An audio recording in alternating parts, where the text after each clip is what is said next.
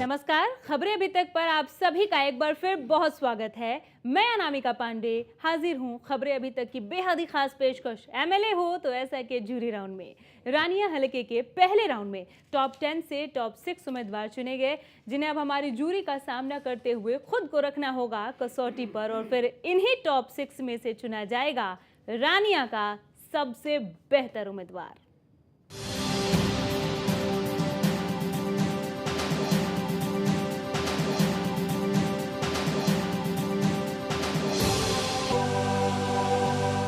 वैसे हम आपको एक बार फिर से बता दें कि मौजूदा सियासी तंत्र में बदलाव तभी संभव है जब नेतृत्व बदले, स्वच्छ छवि के कुशल नेता सामने आए। एमएलए हो तो ऐसा कार्यक्रम ऐसी ही एक कोशिश है जिसकी सफलता जनता की भागीदारी से ही मुमकिन है। इसके तहत प्रदेश के सभी हलकों से एक के बाद एक सबसे बेहतरीन उम्मीदवार चुनने का खबरें अभी तक का सिलसिला लगातार जारी है।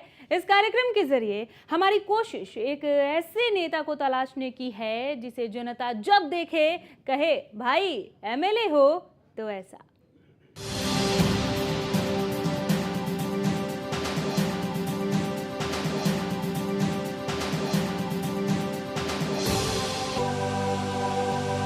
चलिए अपने और आपके कीमती वक्त की कद्र करते हुए शुरू करते हैं अपने खास अंदाज के इस खास शो का दूसरा राउंड, जिसके तहत आपकी मुलाकात कराते हैं अपने अपने कार्य क्षेत्रों के माहिर जूरी सदस्यों से।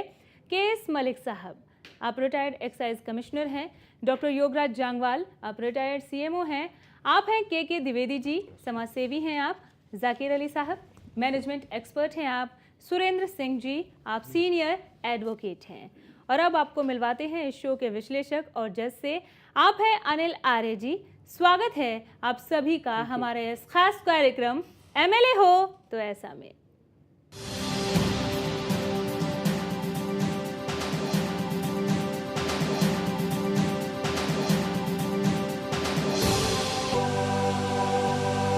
अब वक्त है आपको उन सभी उम्मीदवारों से मिलवाने का जो रानिया हलके के पहले राउंड को पार कर दूसरे राउंड तक पहुंचने में कामयाब रहे।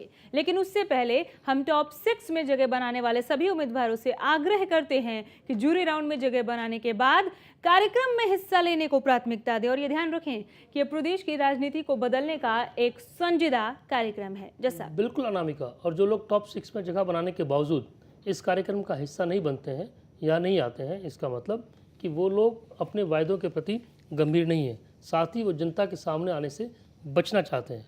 और जो नेता ऐसा करते हैं, इसका ये भी अर्थ है कि उनके अंदर कोई ना कोई कमी है और वो कभी भी जनता के हित के बारे में नहीं सोचते। आने वाले चुनाव में उनको इसका खामियाजा भुगतना पड़ सकता है। जीजा साहब, आज भी 3 उम्मीदवार नहीं पहुंचे हैं जिनकी जगह मौका मिला है गुरप्रीत सिंह सिंधरा को। आइए अब शुरू करते हैं इन सभी उम्मीदवारों से जो स्टूडियो में जूरी राउंड के लिए इस वक्त मौजूद हैं। पहले उम्मीदवार हैं गुरप्रीत सिंह सिंधरा। बहुत स्वागत है सिंधरा जी आपका। एक नजर आपके स्कोर कार्ड पर डाल लेते हैं। पहले स्क्रीनिंग में गुरप्रीत सिंह सिंधरा को मिले 51 अंक। 10 मापदंडों का योग और छवि और साख में 13 अंक लेते हुए कुल 64 अंकों का इनका योग रहा।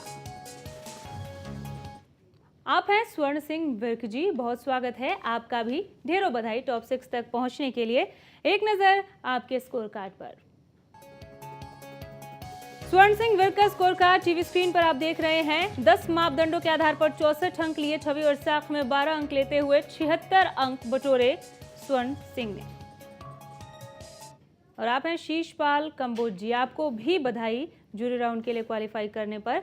अपने दर्शकों को आपका स्कोर कार्ड भी दिखाते हैं।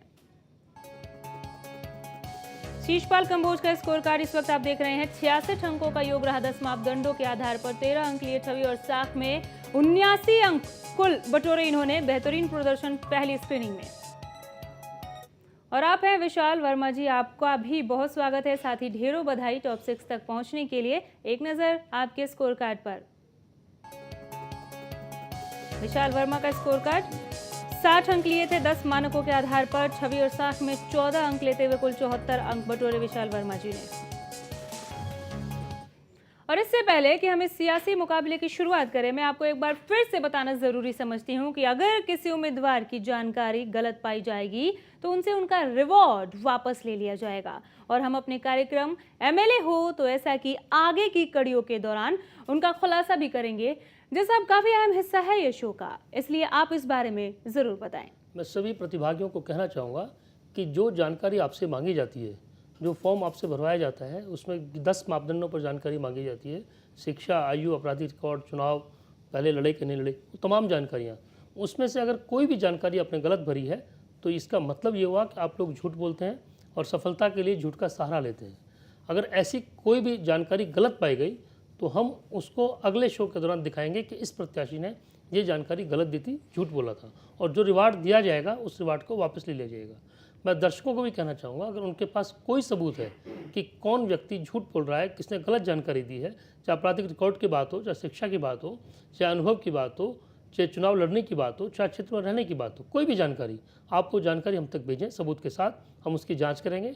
अगर वो जानकारी सही पाई गई तो हम निश्चित तौर पर जिस व्यक्ति को रिवार्ड दिया गया है, अवार्ड दिया गया, उसको वापस लेंगे और एक अपने शो में दिखाएंगे भी कि अमुक व्यक्ति ने झूठ बोला है। मैं उन लोगों से कहना चाहूँगा जो अपने क्षेत्र में नेता बनना चाहते हैं, जनप्रतिनिधि बनना चाहते हैं, लेकिन इस शो का हिस्सा नहीं बनते हैं, वो इस शो में जरूर आएँ, इस शो का हिस्सा बनाएं। और अगर आप इस शो का हिस्सा बनते हैं तो शायद अगले विजेता आप हो सकते हैं। चलिए एक छोटा सा ब्रेक हम यहाँ पर ले रहे हैं, जल्द वापसी होगी।